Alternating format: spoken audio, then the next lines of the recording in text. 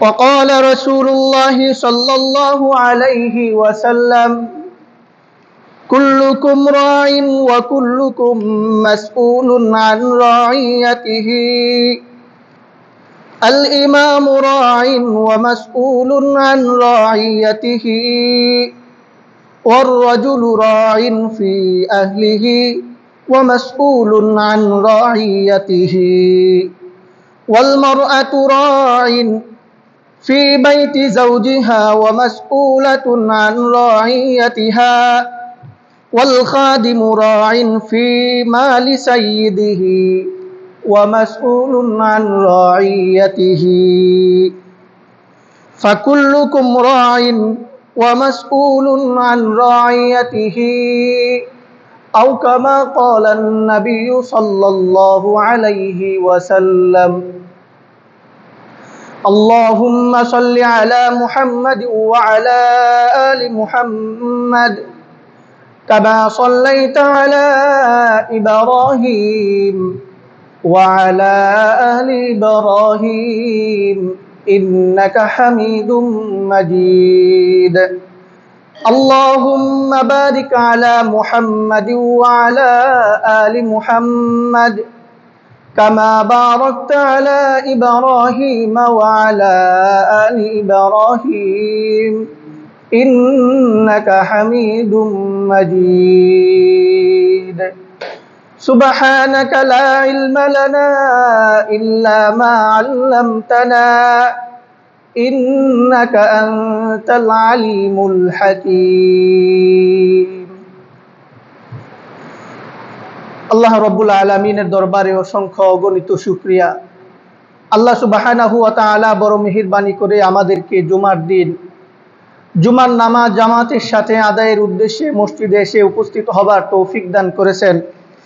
এজন্য দিল থেকে শুকরিয়া আদায় করি, বলি আলহামদুলিল্লাহ। সপ্তাহের সবগুলো দিনের মধ্যে জুমার দিন হচ্ছে সর্বশ্রেষ্ঠ দিন। এই দিনের ফজিলতপূর্ণ বিশেষ কিছু আমল, তার মধ্যে একটি আমল হচ্ছে রাসূল সাল্লাল্লাহু আলাইহি সাল্লামের উপর বেশি বেশি দরুদ শরীফ পাঠ করা, বারবার কথাগুলো স্মরণ করায় দেওয়া, কেননা মানুষ সব কথা ভুলে যায়। যে ব্যক্তি চায় যে রাসূল সাল্লাল্লাহু আলাইহি সাল্লাম যেন তাকে সুপারিশ করে হাসরের ময়দান, কঠিন ময়দানে আল্লাহ রসুলের সুপারিশ পাবার আশা রাখে, তার জন্য উচিত সে যেন বেশি বেশি দরুদ পড়ার অভ্যাস করে, সাথে সাথে জুমার দিন নফল ইবাদত বেশি বেশি করা, সূরা কাহাফের তিলাওয়াত করা। খতিব যখন দুই খুতবার মাঝখানে মেম্বারে বসেন, সে সময় মনে মনে চুপে চুপে আল্লাহ তাআলার কাছে নিজের আশা কামনা বাসনাগুলো তুলে ধরা। সাথে সাথে যখন সূর্য ডুবে যায়, এই সময় দোয়ায় জিকিরে মশগুল থাকা। হাদিস শরীফের মধ্যে আসছে এই সময়গুলোতে আল্লাহ তাআলা বান্দার দোয়া কবুল করেন। আমরা তো দোয়া কবুল না হওয়ার কারণে পেরেশান, অনেক দোয়া করি, শেষ পর্যন্ত এমন হয় আমরা বলে ফেলি এত দোয়া করলাম, আমার দোয়া তো কবুল হয় না, অমুক কত ভালো চলে, আল্লাহ কি আমার কথা শুনে না, আমার চোখে দেখে না। অনেক সময় মানুষ এমন কথা বলে ফেলে। সব কাজের একটা সময় আছে। আল্লাহ পাকের কাছে বান্দা যখনই দোয়া করে, আল্লাহ পাক সেই দোয়া শুনেন, দোয়া কবুল করেন। এরপরেও আল্লাহ পাক কিছু বিশেষ মুহূর্ত, বিশেষ সময় রেখেছেন, যে সময়গুলোতে দোয়া করলে দোয়া কবুল হওয়ার নিশ্চয়তাও রাসূল সাল্লাল্লাহু আলাইহি সাল্লাম হাদিসের মাধ্যমে আমাদেরকে দিয়েছেন। এজন্য যে সময়গুলোতে দোয়া করলে আল্লাহ পাক দোয়া করে, এগুলো জেনে ওই সময় মতো দোয়া করা আমাদের কর্তব্য। মুহতারাম হাজিরিন, আমি আপনাদের সামনে আজকে সূরা তাহরিমের 6 নম্বর আয়াত তিলাওয়াত করেছি। এর আগে গত সপ্তাহের অসমাপ্ত কিছু কথা আগে বলে নেই। বলতেছিলাম সূরা জুমার একটি আয়াতের তাফসীর সংক্ষিপ্তে, যে সকল মানুষ মৃত্যুবরণ করবে এবং মৃত্যুর মাধ্যমে মানুষ আল্লাহ তাআলার কাছে পৌঁছবে, তারপর আল্লাহ পাক মানুষের সামনে তার সমস্ত কর্মগুলো তুলে ধরবেন, দেখাবেন। মৃত্যুর কথা যখন আলোচনা করা হয় তখন মানুষের অবস্থা 4 রকমের হয়। এক প্রকার মানুষ, এদের সামনে যখন মৃত্যুর আলোচনা করা হয়, মৃত্যুর আলোচনাকে এরা অনেক বেশি পরিমাণে অপছন্দ করে, তাদের সহ্য হয় না। কারণ হইল, মৃত্যুর আলোচনা করলে, মৃত্যুর কথা স্মরণ করলে দুনিয়ার বুকবিলাসিতা, আরাম আয়েশের কথা ভুলে যেতে হয়। যে ব্যক্তি বেশি বেশি মৃত্যু স্মরণ করবে তার দ্বারা সম্ভব না দুনিয়াতে বুক বিলাসিতা গ্রহণ করা। এজন্য মানুষ মৃত্যুকে অপছন্দ করে। আরেক প্রকারের মানুষ মৃত্যুকে অপছন্দ করার কারণ হইল, আমার তো মৃত্যু হবে, কিন্তু আমি পরকালের জন্য কি প্রস্তুত করতে পারছি? আল্লাহর সামনে যখন আমি যাব, জিন্দেগিতে এমন কি প্রস্তুত করছি যেটা আল্লাহর সামনে আমি উপস্থাপন করব। এজন্য সে মৃত্যুকে অপছন্দ করে। মূলত এটা অপছন্দ না, নিজের প্রস্তুতি না থাকার কারণে আল্লাহ তাআলার কাছে অপরাধী মনে করা। এই বান্দা যখন নিজেকে আল্লাহ তাআলার কাছে সাক্ষাতের জন্য প্রস্তুত করতে থাকে, আমল বেশি বেশি করতে থাকে, তওবা ইস্তেগফার করতে থাকে, আল্লাহ পাকের কাছে এটা বড় পছন্দ হয়। আরেক প্রকারের মানুষ মৃত্যুকে এরা খুব বেশি পছন্দ করে। তাদের কাছে দুনিয়াতে জীবিত থাকার চেয়ে মৃত্যুবরণ করা বেশি পছন্দের। কারণ হইল, দুনিয়ার মধ্যে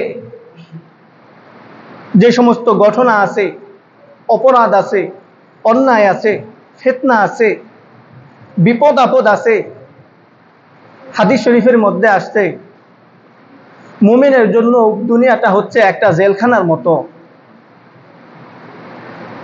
এখান থেকে সে দুনিয়াকে ঘৃণা করে, জীবনকে ঘৃণা করে। সে চায় আমি মৃত্যুবরণ করলে আল্লাহর সাথে আমার সাক্ষাৎ হবে, আল্লাহ আমাকে ভালো কিছু দিবে। আরেক প্রকারের মানুষ আছে, এরা নিজেদের জিন্দিগি যাপন করবে অথবা মৃত্যুবরণ করবে, কোনোটাই তারা পছন্দ করে না। তাদের কথা হইল, আমার হায়াত আল্লাহ যতদিন রাখছে ততদিন আমি থাকব, মৃত্যু আল্লাহ যখন দিবে তখন আমি মরব। সব পছন্দ আল্লাহর পছন্দের উপর। আমার নিজস্ব কোনো পছন্দ নাই, হায়াতেও আমার পছন্দ নাই, মরণও আমার পছন্দ নাই। আল্লাহ যেটা ভালো মনে করবে আমার জন্য সেটাই। মুহতারাম হাজিরিন, এবার আসি আমাদের আজকে যে আয়াত তিলাওয়াত করেছি সূরা তাহরিমের 6 নম্বর আয়াত। আল্লাহ তাআলা বলেন, ইয়া আইয়ুহাল্লাযীনা আমানু কু আনফুসাকুম ওয়া আহলিকুম নারা وقودها الناس والحجارة عليها ملائكة غلاظ شداد لا يعصون الله ما أمرهم ويفعلون ما يؤمرون। রব্বুল আলামিন বলেন, এ দুনিয়ার মানুষ, তোমরা নিজেদেরকে জাহান্নামের আগুন থেকে বাঁচাও এবং তোমাদের পরিবারের অধীনস্থ যারা আছে তোমাদের পরিবারের সবাইকে জাহান্নামের আগুন থেকে বাঁচাও। আল্লাহ পাক প্রথমে হুকুম দিলেন নিজেদেরকে জাহান্নামের আগুন থেকে বাঁচানোর জন্য। দ্বিতীয় আল্লাহ হুকুম দিলেন পরিবারদেরকে, অধীনস্থদেরকে জাহান্নামের আগুন থেকে বাঁচানোর জন্য। আয়াতের পরের অংশে আল্লাহ তাআলা বলেন, এমন জাহান্নামের আগুন থেকে তোমরা নিজেদেরকে এবং পরিবারদেরকে বাঁচাবে যে আগুনের জ্বালানোর মতো জিনিস হবে মানুষ এবং পাথর। দুনিয়াতে মানুষ আগুন জ্বালায় রাখলি দিয়া, এ ধরনের আরো যত জিনিস আছে এগুলো দিয়া। আল্লাহ পাক এমন জাহান্নামের আগুন থেকে আমাদেরকে বাঁচার জন্য বলতেছেন, যে জাহান্নামের আগুন জ্বালানো হবে মানুষ এবং পাথর দিয়া। আল্লাহ বলেন আলাইহা মালাইকাতুন গিলাদুন শিদাদুল লা ইয়াসুন, ওই আগুনওয়ালা জাহান্নামের মধ্যে এমন কিছু ফেরেশতা নিযুক্ত থাকবে, ফেরেশতাদের বৈশিষ্ট্যগুলো আল্লাহ তাআলা তুলে ধরেন। তারা হবে বড় পাষাণ হৃদয়ের, মনের মধ্যে কারোর জন্য কোনো মায়া নাই, কোনো দয়া নাই। আল্লাহ পাক তাদেরকে যে হুকুমে নিয়োজিত করেছেন, আল্লাহর হুকুম মানতে তারা পুরাপুরি সচেষ্ট থাকে। কোনো সময় আল্লাহর হুকুম মানতে তারা গাফেল হয় না। আল্লাহ পাক আমাদেরকে বলতেছেন আলাইহা মালাইকাতুন গিলাদুন শিদাদুল লা ইয়াসুনাল্লাহা মা আমারহুম ওয়া ইয়াফআলুনা মা ইউমারুন। সতর্ক করতেছেন আল্লাহর কোরআনের মাধ্যমে কোনো হুকুম জারি করার মানে হলো হুকুমটা বান্দার উপর ফরজ হয়ে যায়, লাজেম হয়ে যায়। কাজে আমাদের উপর ফরজ করা হয়েছে, লাজেম করা হয়েছে দুইটা বিষয়। একটা হলো জাহান্নাম থেকে আমরা নিজেরা বাঁচবো, আরেকটা হলো আমরা আমাদের পরিবারদেরকে, আমাদের অধীনস্থদেরকে জাহান্নামের আগুন থেকে বাঁচাবো। এটা প্রত্যেক কর্তার উপর দায়িত্ব। বাবার উপর দায়িত্ব সন্তানকে জাহান্নামের আগুন থেকে বাঁচা, স্বামীর উপর দায়িত্ব স্ত্রীকে জাহান্নামের আগুন থেকে বাঁচাবে, মালিকের উপর দায়িত্ব তার অধীনস্থ যারা আছে এদেরকে জাহান্নামের আগুন থেকে বাঁচাবে। প্রথম দায়িত্ব নিজে বাঁচবে, দ্বিতীয় দায়িত্ব হলো অধীনস্থদেরকে বাঁচাবে।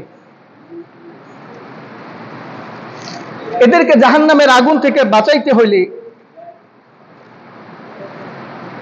এদের উপর যে কর্তব্য আছে, এই আয়াত যখন নাজিল হইল, হযরত ওমর রাদিয়াল্লাহু তাআলা আনহু নবীজিকে প্রশ্ন করলেন, ইয়া রাসূলুল্লাহ, ইয়া হাবিবাল্লাহ, আল্লাহ পাক যে কোরআনের মধ্যে বলছেন ইয়া আইয়ুহাল্লাযীনা আমানু কু আনফুসাকুম ওয়া আহলিকুম নার, জাহান্নামের আগুন থেকে নিজেও বাঁচবে, অধীনস্থদেরকেও বাঁচাবে। নবী আমরা বুঝলাম জাহান্নামের আগুন থেকে বাঁচতে হলে আল্লাহ পাক আমাদের উপর যে নিষেধ করেছেন সেগুলো আমরা অমান্য, সেগুলো থেকে বিরত থাকব। আল্লাহ যে সমস্ত কাজগুলোর আদেশ করছেন সেগুলোকে আমরা মান্য করব। আমাদের উপর যে হালাল করা হয়েছে এগুলো আমরা ভক্ষণ করব, এগুলোর উপর আমরা মানব। আর যেগুলো আমাদের জন্য নিষেধ করা হয়েছে, হারাম করা হয়েছে, এগুলো থেকে আমরা বিরত থাকব। এভাবে আমরা নিজেরা জাহান্নাম থেকে বাঁচবো। ওগো নবী, নিজেরা কিভাবে জাহান্নাম থেকে বাঁচবো সেটা তো বুঝলাম, কিন্তু আমাদের অধীনস্থ যারা আছে, আমাদের পরিবারের লোকজন যারা আছে, এদেরকে আমরা জাহান্নামের আগুন থেকে কেমনে বাঁচাবো? নবী বললেন, ওমর, আল্লাহ পাক তোমাদেরকে যে সমস্ত বিষয়ে আদেশ করেছেন সেই সমস্ত বিষয়ে তোমরাও তোমাদের পরিবারের লোকদেরকে আদেশ করবে। আর আল্লাহ তোমাদেরকে যেই কাজগুলো করতে নিষেধ করছেন সেগুলো তোমরা তোমাদের পরিবারদের লোকদেরকে নিষেধ করবে। যদি এভাবে করো তাহলে তোমরা জাহান্নামের আগুন থেকে বাঁচবে, তোমাদের পরিবারের লোকদেরকেও বাঁচাইতে পারবে। এখন জাহান্নামের আগুন থেকে তাদেরকে বাঁচাবো, বাঁচানোর মাধ্যম হইল তাদেরকে আল্লাহর বিধান তাদের সামনে তুলে ধরা। তাফসীরের মধ্যে আসছে আল্লিমু আনফুসাকুম ওয়া আহলিকুমুল খায়রা ওয়া আদিবুহুম, যিনি পরিবারের কর্তা থাকেন, তার অধীনস্থ যারা আছে পরিবারের লোকজন, এদের সবাইকে দ্বীনের ইলম শেখানো, দ্বীন সম্পর্কে জানানো পরিবারের কর্তার উপর লাজেম, এবং তাদেরকে ইসলামী শিষ্টাচার শেখানো। এদেরকে তো শিখাইতে হবে, নামাজ তুমি পড়ো, রোজা রাখো, হারাম খাদ্য খাইও না, আল্লাহ যেগুলো নাফরমান হিসাবে যেগুলো থেকে নিষেধ করেছেন ওইগুলো থেকে বিরত থাকো। এই শিক্ষাগুলো তাদেরকে দেওয়া প্রত্যেক বাবার উপর কর্তব্য, প্রত্যেক স্বামীর উপর কর্তব্য, যিনি মালিক আছেন তার অধীনস্থ যত কর্মচারী আছে এদের উপর মালিকের কর্তব্য। তারা যেন তাদের অধীনস্থদেরকে আল্লাহর সাথে পরিচয় করায়া দেয়, আল্লাহর বিধানের সাথে পরিচয় করায়া দেয়, তাদেরকে শিষ্টাচার, আদব, আখলাক, নীতি নৈতিকতা শিখায়। এটা প্রত্যেক কর্তার উপর দায়িত্ব। যদি সে এগুলো না শিখায়, এগুলো সম্পর্কে যদি পরিবারের লোকদেরকে অবগত না করে, আল্লাহর আদালতে ফরজ লঙ্ঘন করার কারণে সে অপরাধী হবে। এই অপরাধটা কেমন হবে? ইন্না আশাদ্দান নাসি আযাবান ইয়াউমাল কিয়ামাতি মান জাহিলা আহলুহু। ওই ব্যক্তি হাসরের ময়দানে জাহান্নামের আযাবের মধ্যে থাকবে, কঠিন আযাবের মধ্যে থাকবে। জাহান্নামের কঠিন আযাব ভোগ করবে যার পরিবারের লোকজন আল্লাহর দ্বীন সম্পর্কে মূর্খ ছিল, গাফেল ছিল। পরিবারের লোকেরা আল্লাহর বিধান জানতো না, কোনটা করা হালাল, কোনটা করা হারাম, কোনটা করা যাবে, কোনটা করা যাবে না, মানুষের সাথে কেমন আদব ব্যবহার করতে হবে, মানুষের সাথে কিভাবে কথা বলতে হবে, দিনের মধ্যে কোন কাজগুলো করা দরকার, কোনগুলা করা দরকার না, এগুলো যে পরিবারের মানুষগুলো থাকে না, জানে না, ওই পরিবারের কর্তাকে আল্লাহ পাক শাস্তি দিবেন, কঠিন শাস্তি। কারণ হইল অধীনস্থদেরকে শিখানো পরিবারের কর্তার উপর দায়িত্ব, বাবার উপর দায়িত্ব। যদি এগুলো শিখায়, নবী বলেন জাহান্নামের আগুন থেকে তুমি নিজেও বাঁচবে, তোমার পরিবারের অধীনস্থ যারা আছে এরাও বাঁচবে। মুরু সিবিয়ানাকুম বিসসালাহ ইযা বালাগা সাবআ সিনিন ফাইযা বালাগা 10 সিনিন। নবীজি বলেন জাহান্নামের আগুন থেকে বাঁচাইতে হইলে তোমাদেরকে জাহান্নামের বিষয় সম্পর্কে অবগত করতে হবে, আল্লাহর আদেশ নিষেধগুলো তাদেরকে জানাইতে হবে। আল্লাহ পাক বান্দার উপর ফরজ করেছেন নামাজ পড়াকে। হাদিসের মধ্যে আসছে আউয়ালু মা ইউহাসাবু বিহিল আবদু ইয়াউমাল কিয়ামাতি সালাহ। কিয়ামতের দিন সর্বপ্রথম বান্দার নামাজের হিসাব হইবে। ফা ইন সালুহাত সালুহা সাইরু আমালিহি। বান্দার আমলনামায় যদি নামাজের হিসাব পরিপূর্ণভাবে পাওয়া যায়, ধরে নেওয়া হবে তার আমলনামায় অন্যান্য আমলগুলোও সঠিক আছে। আর যদি তার আমলনামায় ওয়া ইন ফাসাদাত ফাসাদা সাইরু আমালিহি, আমলনামার মধ্যে দেখা যায় তার জিন্দেগিতে নামাজে অনেক গাফেলতি আছে, নামাজের মধ্যে ত্রুটি আছে, নবী বলেন ওই বান্দার সমস্ত আমলগুলো ত্রুটি যুক্ত ধরে নেওয়া হবে। যখন বান্দার আমলনামায় নামাজের ত্রুটি পড়বে, ওই বান্দার জন্য প্রথম ঠিকানা হবে জাহান্নাম। জাহান্নামে শাস্তি ভোগ করে তারপর আল্লাহ তাকে মাফ করবেন। আল্লাহ পাক যাকে ইচ্ছা মাফ করবেন, যাকে ইচ্ছা শাস্তি দিবেন, কিন্তু প্রথম হিসাব হবে নামাজ সম্পর্কে। নামাজ না পড়ার শাস্তি কত আছে সামনে বলবো ইনশাআল্লাহ। তাহলে নামাজ পড়লে আমাদের জন্য জান্নাত আল্লাহ পাক দিয়া দিবেন, আমাদের ঠিকানা হবে জান্নাত। এজন্য নবীজি বলেন মুরু সিবিয়ানাকুম বিসসালাহ। যখন তোমাদের সন্তানগুলো 7 বছর বয়সে পড়ে, 7 বছর বয়সে উপনীত হয়, তখন তাদেরকে নামাজের হুকুম দাও। আর যখন বয়স 10 বছরে উপনীত হয়, যদি তারা নামাজ না পড়ে, প্রয়োজনে তাদেরকে শাসন করো, শাসন করে হলেও তাদেরকে নামাজ পড়াও। এটা কার উপর দায়িত্ব? বাবার উপর দায়িত্ব। প্রত্যেক বাবার উপর দায়িত্ব সন্তান যেন নামাজি হয়। 7 বছরে তাকে নামাজের হুকুম দাও, 10 বছরে তাকে শাসন করো, যদি মারতে হয় মার দিয়া হইলেও তারে নামাজ পড়াও। না হয়তো দুনিয়াতে আমরা আমাদের ছেলেদেরকে মোহাব্বত করি, মেয়েদেরকে মোহাব্বত করি, স্ত্রীকে মোহাব্বত করি, আমাদের অধীনস্থ আরো যারা আছে সবাইকে আমরা মোহাব্বত করি। এটা কেমনে বুঝে মানুষ? তারা যখন কোনো বিপদে পড়ে তখন তার বিপদ থেকে উদ্ধার করি। যদি দেখি সে কোনো আগুনের মধ্যে পড়তেছে, আগুন থেকে রক্ষা করি। পানির মধ্যে পড়ার সম্ভাবনা থাকলে সেখান থেকে রক্ষা করি। আজকে দুনিয়ার মানুষ মায়া আর দরদের কারণে বন্যা কবলিত এলাকার মধ্যে মানুষ ত্রাণ বিতরণ করে, নিজের কষ্টের টাকা পয়সা দিয়া তাদেরকে সহযোগিতা করতেছে। কারণ কি? তাদের প্রতি দয়া মায়া থাকার কারণেই তো। এগুলো তো ছিল দুনিয়ার সামান্য মুসিবত। পরকালের মুসিবত কত কঠিন এবং ভয়াবহ। আমি যদি আমার সন্তানকে সত্যিই ভালোবেসে থাকি, মহব্বত করে থাকি, দুনিয়ার মধ্যে সে কোনো কষ্টে থাকুক, এটা তো বাবা হিসাবে কেউ চায় না। কেমনে সহ্য করব যখন পরকালের মধ্যে সন্তানকে আগুনে পোড়ানো হবে? আল্লাহ তাআলা বলেন, ওয়াল হিজারাতু আলাইহা ওয়াকুদুহান নাস ওয়াল হিজারাতু, যে জাহান্নামের আগুনগুলো জ্বালানো হবে মানুষ এবং পাথর দিয়া।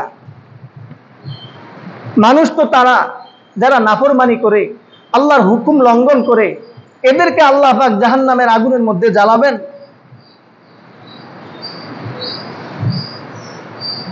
তাহলে আমি কেমনে সহ্য করব যে আমার সন্তানটা জাহান্নামের মধ্যে জ্বলবে?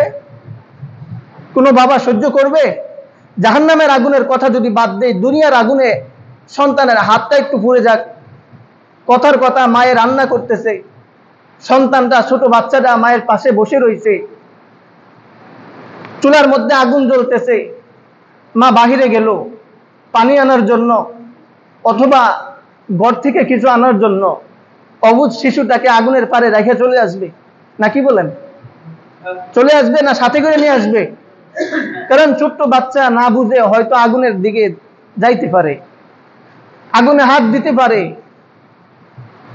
কোন বাবা তার সন্তানকে মহব্বত করে পুকুরের পাড়ে খেলতেছে, গোসল করবে অথবা কোনো কাজের জন্য গেছে, বাড়িতে হঠাৎ কোনো একটা কাজের প্রয়োজন হয়েছে, বাবা সন্তানকে পুকুরের পাড়ে রাইখা বাড়িতে চলে আসবে নিজের কাজ করতে।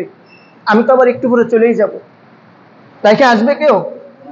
আসবে না, কারণ হঠাৎ করে সে পানির মধ্যে যাইতে পারে, আর পানির মধ্যে গেলে বাচ্চা সাঁতার জানে না, মৃত্যুবরণ করবে। বাচ্চার এতটুকুন কষ্ট যদি বাবার সহ্য না হয়, তাহলে জাহান্নামের আগুনের মধ্যে যখন পোড়ানো হবে সেই কষ্ট বাবা কিভাবে সহ্য করে? কাজে মহব্বতের দাবি হইল প্রত্যেক সন্তানকে নামাজি বানানো বাবার কর্তব্য। প্রয়োজনে তাকে শাসন করা দরকার, শাসন করে হলেও নামাজি বানানো। উদ্দেশ্য হলো জাহান্নামের আগুন থেকে যেভাবেই হোক বাঁচাইতে হইবে। কেননা বাবার উপর নিজে জাহান্নামের আগুন থেকে বাঁচবে এবং সন্তানকেও বাঁচাবে, এটা দুইটা জিনিস ফরজ করা হয়েছে। একটা নিজে বাঁচবে, আরেকটা পরিবারকে বাঁচাবে, সন্তানকে বাঁচাবে। আল্লাহ নবী আল্লাহ তাআলা এই কথাগুলোই বান্দাদেরকে বলেন, ওয়া'মুর আহলাকা বিস-সালাতি ওয়াসতাবির আলাইহা। নবী আপনি নিজেও নামাজ পড়বেন, নামাজের পাবন্দি করবেন, আপনার পরিবারে যারা আছে এদেরকেও নামাজের পাবন্দি করতে বলবেন। আপনিও নামাজ পড়বেন, আপনার পরিবারের যারা আছে এদেরকেও নামাজ পড়তে বলবেন। তাতে করে পরিবারের অধীনস্থ লোকগুলো জাহান্নামের আযাব থেকে বেঁচে যাবে। পরিবারের উপর এগুলো হুকুম করা হয়েছে। হাদিসের মধ্যে আসছে, রাসূল সাল্লাল্লাহু আলাইহি ওয়াসাল্লাম বলেন, কুল্লুকুম রাইন ওয়া কুল্লুকুম মাসউলুন আন রাইয়াতিহি। দুনিয়ার মধ্যে যত মানুষ আছে প্রত্যেক মানুষকে আল্লাহ তাআলা জিম্মাদারি দিবেন, দায়িত্ব দিয়া দিবেন। বাবার উপর সন্তানের অধিকার আছে, সন্তানের উপর বাবার অধিকার আছে, স্ত্রীর উপর স্বামীর অধিকার, স্বামীর উপর স্ত্রীর অধিকার, দেশের রাজা যে হবে তার উপর দেশের প্রজাদের অধিকার, যিনি দেশের প্রজা হবেন তার উপর দেশের রাজার অধিকার। এভাবে প্রত্যেকটা মানুষদেরকে আল্লাহ পাক দায়িত্ব দিয়েছেন, একের উপর অপরের দায়িত্ব। আল্লাহ নবী বলেন এই সমস্ত দায়িত্ব দেওয়ার পর কুল্লুকুম রাইন ওয়া কুল্লুকুম মাসউলুন আন রাইয়াতিহি, প্রত্যেককে তার দায়িত্ব সম্পর্কে আল্লাহ তাআলা জিজ্ঞাসা করবেন। তোমাকে যে দায়িত্ব দেওয়া হয়েছিল তোমার দায়িত্ব তুমি কিভাবে আদায় করছো? রাসূল সাল্লাল্লাহু আলাইহি ওয়াসাল্লাম দায়িত্বের কিছু বর্ণনা দিতেছেন। আল্লাহ নবী বলেন, আল ইমামু রাইন ওয়া মাসউলুন আন রাইয়াতিহি। যিনি দেশের প্রধান থাকে, জনগণের শাসক থাকে, আল্লাহ পাক তাকে দায়িত্ব দিবেন জনগণের নিরাপত্তার দায়িত্ব। জনগণের জানমালের নিরাপত্তা দিবে, দেশের নিরাপত্তা দিবে। এভাবে আল্লাহ পাক তাকে নিরাপত্তার দায়িত্ব দিবেন। হাসরের ময়দানে আল্লাহ তাআলা তাকে জিজ্ঞাসা করবেন তার দায়িত্ব সম্পর্কে, সে কতটুকুন পালন করছে। দেখেন না দুনিয়ার অবস্থা কেমন। যে মানুষগুলো একসময় বিলাসিতার জিন্দেগি যাপন করত, তাদের সাথে কথা বলতে হইলে, সাক্ষাৎ করতে হইলে আগে থেকে পারমিশন নিতে হইতো, না হইলে কথা বলা যাইতো না, কাছে বিরাও যাইতো না। কোনো দিকে যাইতো তো সিকিউরিটি গার্ড থাকতো, ভিআইপি ব্যবস্থা, গাড়ির ব্যবস্থা থাকতো। এই মানুষগুলো দায়িত্বের অবহেলা করার কারণে সামান্য সময়ের পরিবর্তনে, সামান্য সময়ের ব্যবধানে তাদের অবস্থা এমন হয় যে মানুষগুলো একসময় ওই কিসের মধ্যে, ঘরের মধ্যে থাকে যে ঠান্ডা লাগে দেখি, এসির মধ্যে থাকতো, কোথাও যাইতো সময় ভিআইপি গাড়ির ব্যবস্থা থাকতো রাষ্ট্রীয় পক্ষ থেকে। এই মানুষগুলো সামান্য সময়ের ব্যবধানে কলাপাতার বিছানা গ্রহণ করে। দেখছেন না এগুলা? মানুষ যখন বিলাসিতার জিন্দেগি যাপন করত, অহংকার দাম্ভিকতা লইয়া সম্পদের পাহাড় তৈরি করে ফেলছে, এমন মানুষ সময়ের পরিবর্তনে এই মানুষগুলো এক সময় হাতে রশি বাইন্ধা তাদেরকে টাইনা নেওয়া হয়। এটা ছিল দুনিয়ার নমুনা।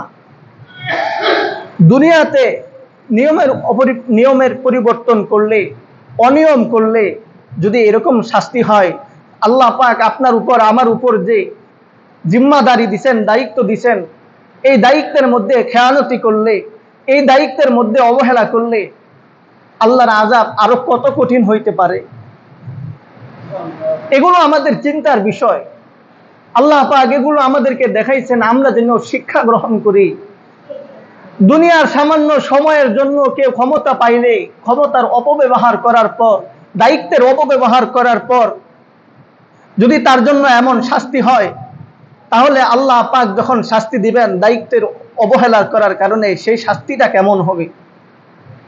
প্রত্যেক বাবার উপর কর্তব্য হইল নিজেও জাহান্নামের আগুন থেকে বাঁচবে, পরিবারকেও জাহান্নামের আগুন থেকে বাঁচাবে। এরপর রাসূল সাল্লাল্লাহু আলাইহি ওয়াসাল্লাম বলেন, ওয়ার রাজুলু রাইন ফি আহলিহি, প্রত্যেক পুরুষ মানুষই জিম্মাদার। প্রথমে নবী বলেন দেশের রাজা, যিনি জনগণের শাসক, তিনি জিম্মাদার। এখন বলতেছেন প্রত্যেক পুরুষ জিম্মাদার। প্রত্যেক পুরুষ জিম্মাদার তার অধীনস্থদের ব্যাপারে, তার ছেলে মেয়ের ব্যাপারে, স্ত্রীর ব্যাপারে, পরিবারে আরো যারা আছে সকলের ব্যাপারে জিম্মাদার। তাদের জিম্মাদারি হইল তারা দুনিয়াতে জিম্মাদারি পালন করবে। আল্লিমু আনফুসাকুম ওয়া আহলিকুমুল খায়রা ওয়াদিবুহুম, আল্লাহ পাক তাদের উপর যে সমস্ত কাজগুলোকে আদেশ করেছেন ওইগুলো তাদেরকে জানাবে, যেগুলো নিষেধ করছেন ওইগুলোও জানাবে, শিষ্টাচার শিক্ষা দিবে, আদব আখলাক শিক্ষা দিবে, সুন্দর চরিত্র গঠন করবে। অন্য হাদিসের মধ্যে আল্লাহ রাসূল বলেন, তলাবুল ইলমি ফারিদাতুন আলা কুল্লি মুসলিম, দ্বীনের জ্ঞান অর্জন করা প্রত্যেক মানুষের উপর ফরজ। আমাদের সমাজের মধ্যে দেখবেন আজকাল কিছু লোক আছে, এরা যখন দেখে মাদ্রাসায় পড়ুয়া কোনো ছাত্র ছেলে একসময় মাদ্রাসায় পড়তো, এখন পড়ে না, বেশি দুষ্টামি করে, অথবা কোনো কাজে গাফেলতি দেখলে তখন বলে, আরে অমুক মাদ্রাসায় পড়ছে, কি শিখছে, ওর চাইতে আমরাই ভালো। জানার পরেও আমল করে না। আমরা তো জানি না, তারপরেও যথেষ্ট আমল করি। জানা আর না জানার মধ্যে কি পার্থক্য? হাদিস শরীফের মধ্যে আসছে, কোন বান্দা সকালবেলায় একটা মাসালা শিখলো, তার আমল নামায় 1000 রাকাত নফল নামাজের সওয়াব আল্লাহ তাআলা দিবেন। কেউ যদি কোরআনের একটা আয়াত শিখলো, তার আমল নামায় 100 রাকাত নফল নামাজের সওয়াব আল্লাহ দিবেন। যদিও সে এগুলো জানার পর আমল না করে, এই সওয়াব দেওয়া হয়েছে শুধু জানার কারণে, আমল করার কারণে না। আমল করলে সওয়াব দিবেন সেটা পরে যখন করবে তখন। শুধু শিখার কারণে, জানার কারণে, যদি একটা মাসালা জানার কারণে 1000 রাকাত নফল নামাজের সওয়াব দেওয়া হয়, আমি তো কিছুই শিখলাম না, আমার আমল নামায় কি আছে? বুঝেন না এই কথা? আমার আমল নামায় কি আছে? কোন সাহস লয়ে আমি এমন কথা বলি যে আমি না জানার পরেও ভালো? আমি নিজেরে ভালো বললে কি হবে? আল্লাহ তো আমারে ভালো কয় নাই, আল্লাহ রসুল তো আমারে ভালো কয় নাই। আল্লাহ রসুল তো তারই ভালো কইছে যে শিখছে। আমাদের উস্তাদরা আমাদেরকে বলতো, যখন লাইব্রেরিতে যাও ভালো কোনো বই পাইলে ওইটা কিনা রাইখা দিবা। এখন যদি তোমার পড়ার সুযোগ নাও থাকে, বইটা তুমি যখন তোমার আলমারির মধ্যে রাইখা দিবা, কোনো এক সময় তুমি ফ্রি থাকবা, বইটা দেখলে তোমার মন চাবে এখন একটু পড়ি। যদি বই তুমি কিনা না রাখো, তোমার কখনো মন চাবে না বই পড়ি। আর মন চাইলেও তুমি বই তো পড়ার মতো বই পাবা না, তোমার কাছে নাই। এজন্য বইগুলো কিনা রাখবা। একইভাবে দিনের মাসালা শিখা, বান্দা দিনের মাসালা শিখবে, এলেম থাকলেই না আমল করবে। যারা বলে যে আমরা না জানিও ভালো আমল করি, তাদের আমল আল্লাহর কাছে গ্রহণ হয় না। কারণ ইসলাম মন গড়া কোনো বিধানের নাম না। ইসলাম এমন একটি বিধান, ছোটখাটো বিষয় থেকে সর্বোচ্চ বিষয় পর্যন্ত সকল বিষয়ে ইসলামের দিক নির্দেশনা আছে। আমি কিভাবে কোন কাজ করব, সব কাজের নিয়ম ইসলামের মধ্যে আছে। হযরত সালমান রাদিয়াল্লাহু তাআলা আনহু মুসলমান হবার পর কাফেররা তাকে তিরস্কার করে বলতেছিল, সালমান, শুনলাম তোমাদের নবী নাকি তোমাদেরকে সব কাজই শিখায়, তোমাদের নবী নাকি তোমাদেরকে শিখায় কিভাবে টয়লেট করতে হবে, কিভাবে ইস্তেঞ্জা করতে হবে, এগুলোও কি শিখানোর বিষয়? তোমাদের নবী এগুলো তোমাদেরকে শিখায়? সালমান রাদিয়াল্লাহু তাআলা আনহু গর্বের সাথে উত্তর দিছিলেন, হ্যাঁ, আমার নবী আমাকে এগুলো শিখায়। আমার নবী আমাদেরকে ছোট থেকে বড় সবগুলো বিষয় আমাদেরকে শিক্ষা দেয়। কারণ ইসলাম মন গড়া কোনো জিনিস না। আমি জানলাম না তবু আমি আমল করে ফেললাম। আগে জানা তারপর আমল করা, এটার নাম হয়েছে ইসলাম। এজন্য আমরা আমল করব ইনশাল্লাহ। যারা জানি না তারা জানার চেষ্টা করব, পরিবারের অধীনস্থদেরকে জানাবার চেষ্টা করব। আল্লাহ তাআলা আমাদেরকে তৌফিক দান করুন। রাসূল সাল্লাল্লাহু আলাইহি ওয়াসাল্লাম বলেন, তোমাদের প্রত্যেক পুরুষই জিম্মাদার। তার জিম্মাদারি সম্পর্কে আল্লাহ পাক তাকে জিজ্ঞাসা করবেন। আর হাসরের ময়দানে ওই পুরুষ সবচেয়ে কঠিন আযাবের মধ্যে থাকবে, যে তার অধীনস্থদেরকে দ্বীনের ব্যাপারে কোনো শিক্ষা দেয় নাই, যে তার অধীনস্থদেরকে চরিত্র গঠন করা নাই, ভালো কিছু শিক্ষা দেয় নাই, আদব আখলাক শিক্ষা দেয় নাই। নবীজি এরপর পড়তেছেন, ওয়াল মারআতু রাইয়াতুন ফি বাইতি যাওজিহা। মহিলারাও দায়িত্বশীল। মহিলাদেরকে আল্লাহ তাআলা দায়িত্ব দিবেন। মহিলাদেরকে দায়িত্ব হইল তারা তার স্বামীর সম্পদের হেফাজত করবে। মহিলাদের দায়িত্ব হইল স্বামীর সন্তানদেরকে তারা যত্ন করবে। এগুলো হচ্ছে মহিলাদের উপর দায়িত্ব। আল্লাহ পাক মহিলাদেরকেও জিজ্ঞাসা করবেন, স্বামীর সম্পদের তুমি কি হেফাজত করছো? স্বামীর সম্পদের দায়িত্ব তোমার উপর ছিল, তুমি কি দায়িত্ব পালন করছো? সন্তানদের দায়িত্ব তোমার উপর ছিল, কি দায়িত্ব তুমি পালন করছো? আল্লাহ পাক মহিলাদেরকে এগুলো জিজ্ঞাসা করবেন। তারপর আল্লাহ রাসূল বলেন, ওয়াল খাদিমু রাইন ফি মালি সাইয়্যিদিহি ওয়া মাসউলুন আন রাইয়াতিহি। কর্মচারী আছে না, অনেকে দোকান করে, দোকানের মধ্যে কর্মচারী রাখে, অথবা কোনো মানুষ নিজের বাড়ির জন্য কর্মচারী রাখে, কেউ বা ব্যবসা প্রতিষ্ঠানের জন্য কর্মচারী রাখে। এরাও দায়িত্বশীল। মনিবের, মালিকের সম্পদের ব্যাপারে, অথবা মালিক তাকে যে বিষয়ে দায়িত্ব দিচ্ছেন ওই বিষয়ের হেফাজত করা, সেগুলো যথেষ্টভাবে আদায় করা, এগুলো হচ্ছে কর্মচারীর উপর দায়িত্ব। কর্মচারীর জিম্মাদার। আল্লাহ পাক তাকেও জিজ্ঞাসা করবেন, মালিকের জিম্মাদারি, কাজের জিম্মাদারি তুমি কিভাবে আদায় করছো? এরপর আল্লাহ রাসূল বলেন, ফাকুল্লুকুম রাইন ওয়া কুল্লুকুম মাসউলুন আন রাইয়াতিহি। সুতরাং মনে রাখো, তোমাদের মধ্যে যারা আছে সবাই দায়িত্বশীল। কেউ হয়তো বা রাষ্ট্রের দায়িত্বে আছে, কেউ হয়তো বা জেলা পর্যায়ের আছে, কেউ থানা পর্যায়ে আছে, কেউ সমাজের দায়িত্বে আছে, কেউ পরিবারের দায়িত্ব আছে, কেউ কোনো ব্যক্তি নিজের উপর দায়িত্ব আছে। নিজের উপর দায়িত্ব আছে না, কু আনফুসাকুম, নিজেকে জাহান্নামের আগুন থেকে বাঁচাও। পরিবারের দায়িত্ব হলো ওয়া আহলিকুম নার, পরিবারের অধীনস্থদেরকেও বাঁচাও। এভাবে প্রত্যেক মানুষ দায়িত্বশীল এবং প্রত্যেককে তার দায়িত্ব সম্পর্কে আল্লাহ তাআলা জিজ্ঞাসা করবেন। আল্লাহ রাসূল সাল্লাল্লাহু আলাইহি সাল্লাম এরপরে বলেন, ইত্তাকুল্লাহ ওয়া উসু আহলিকুম বিতাকওয়াল্লাহ। আল্লাহ তাআলাকে ভয় করো। আশরাফ আলী থানভী রহমাতুল্লাহি আলাইহি আয়াতের তাফসিরে লিখেন, ইত্তাকুল্লাহ শব্দ দ্বারা উদ্দেশ্য হয়েছে আল্লাহ তাআলাকে ভয় করা, অর্থ হয়েছে আল্লাহ তাআলাকে ভয় করা, কিন্তু এর উদ্দেশ্য হইল নিজেকে জাহান্নাম থেকে বাঁচাও। যার অন্তরে আল্লাহর ভয় থাকবে সেই তো নিজেকে জাহান্নাম থেকে বাঁচাবে। আর জাহান্নামের ভয় থাকলেই তো, আযাবের ভয় থাকলেই তো সে আল্লাহকে ভয় করবে। কেননা মানুষ কাউকে ভয় করে না যদি তার ভয়ঙ্কর কোনো জিনিস জানা না থাকে। আমি আপনাকে ভয় করব না যদি আপনার আচরণের ভয়ঙ্করতা আমার জানা না থাকে। আমি তখনই আপনাকে ভয় করব যখন আপনার ক্ষমতা সম্পর্কে আমি জানবো, আপনার আচরণ সম্পর্কে আমি জানবো। তখন আমি আপনার শাস্তি থেকে বাঁচার জন্য, আপনার খারাপ ব্যবহার থেকে বাঁচার জন্য আমি তখন আপনাকে ভয় করব। মূলত আল্লাহ তাআলা যে আযাব আছে কঠিন, এই আযাব থেকে মানুষদেরকে বাঁচানোর জন্য এই কথা বলতেছেন, কু আনফুসাকুম ওয়া আহলিকুম নার, নিজেদেরকেও বাঁচাও, পরিবারের অধীনস্থদেরকেও বাঁচাও। পরিবারের প্রত্যেকটা লোকের একের উপর আরেক অপরের দায়িত্ব আছে।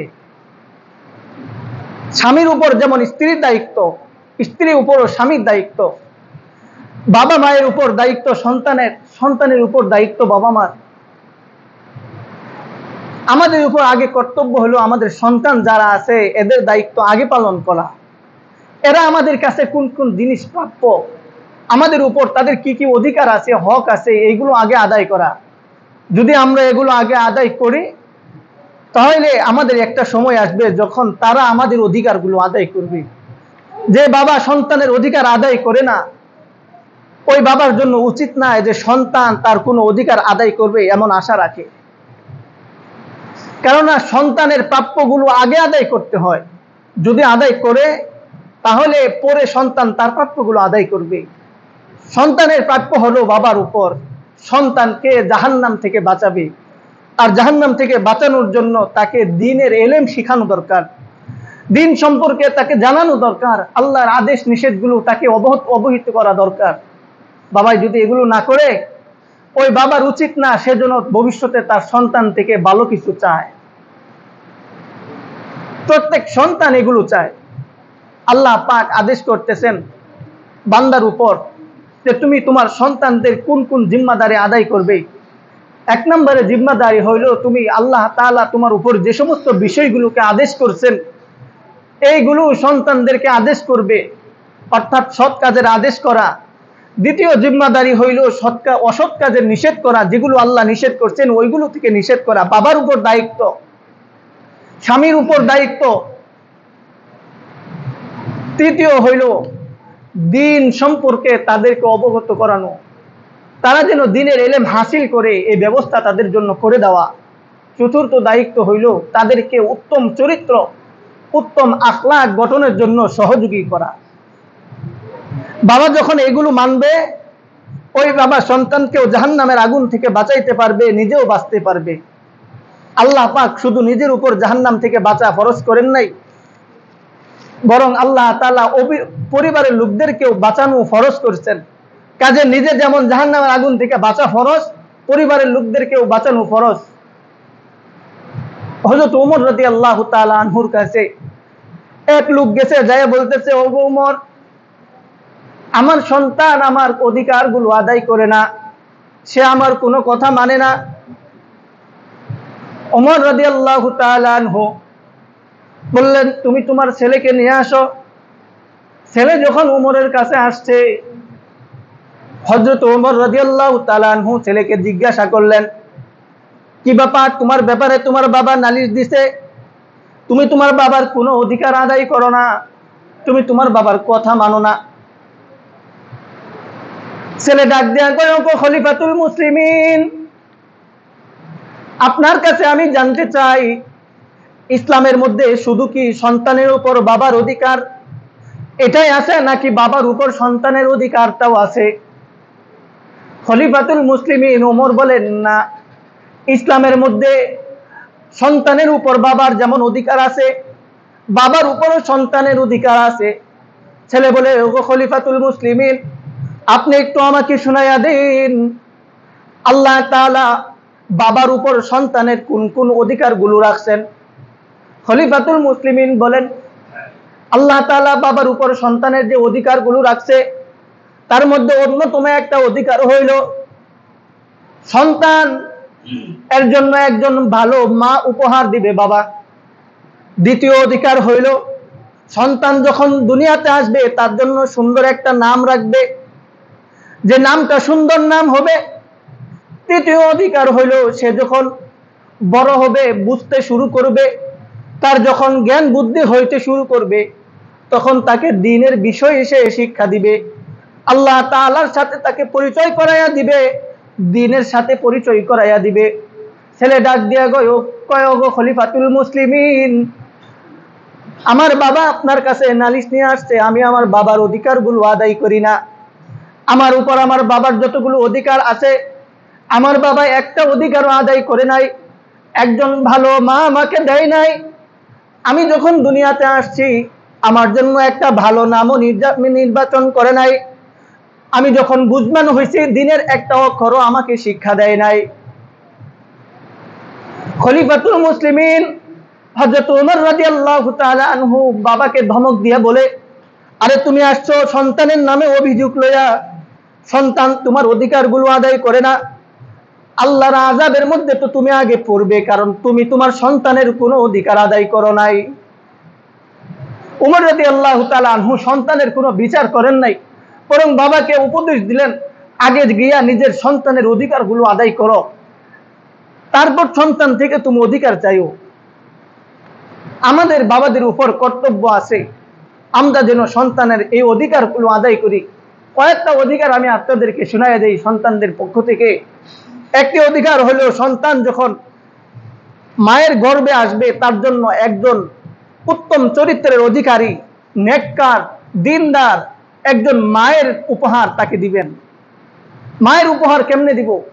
সন্তান যদি মা যদি নেককার হয়, মা যদি দিনদারি হয়, নামাজি হয়, তার গর্ভে সন্তান থাকবে, সন্তানের সৌভাগ্য, সন্তানও নামাজি হবে, সন্তান মায়ের আমলের প্রভাব সন্তানের উপর পড়বে।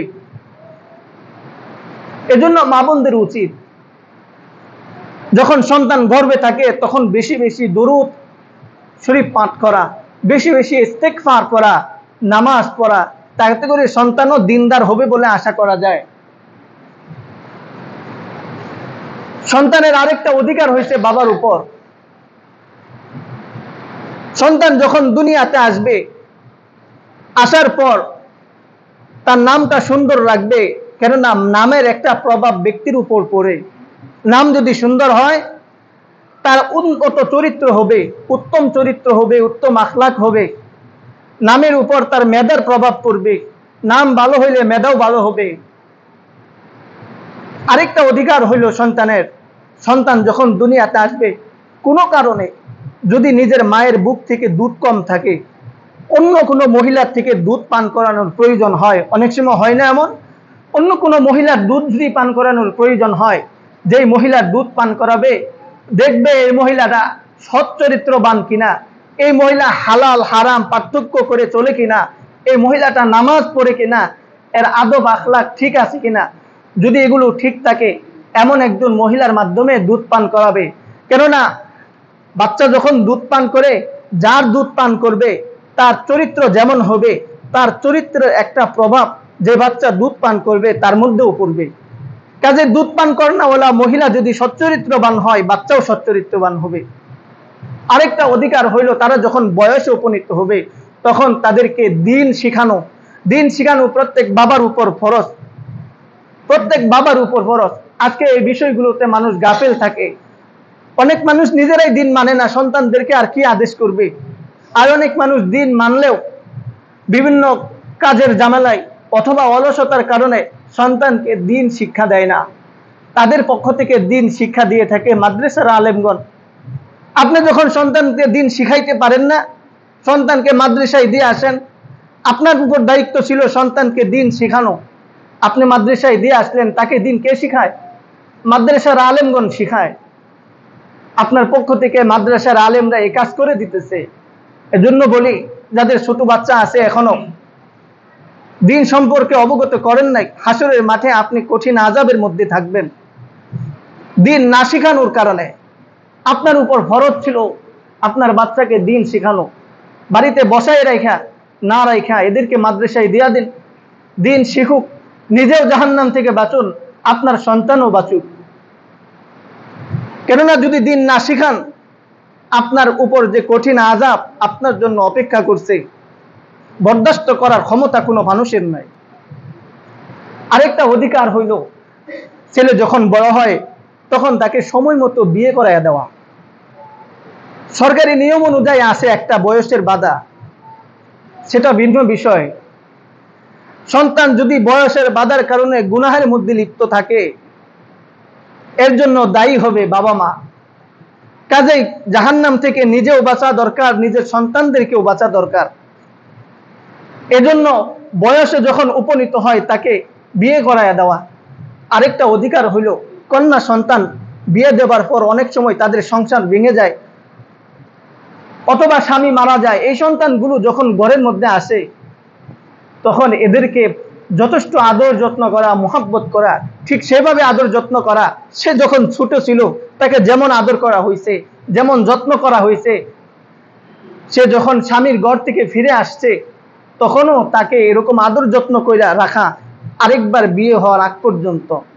এটা প্রত্যেক বাবার কর্তব্য। আল্লাহ পাক আমাদেরকে আমাদের সন্তানদের অধিকারগুলো পরিপূর্ণভাবে আদায় করার তৌফিক দান করুন। সকলে বলি আমিন। ওয়া আখিরি দাওয়ানা আলহামদুলিল্লাহি রাব্বিল আলামিন।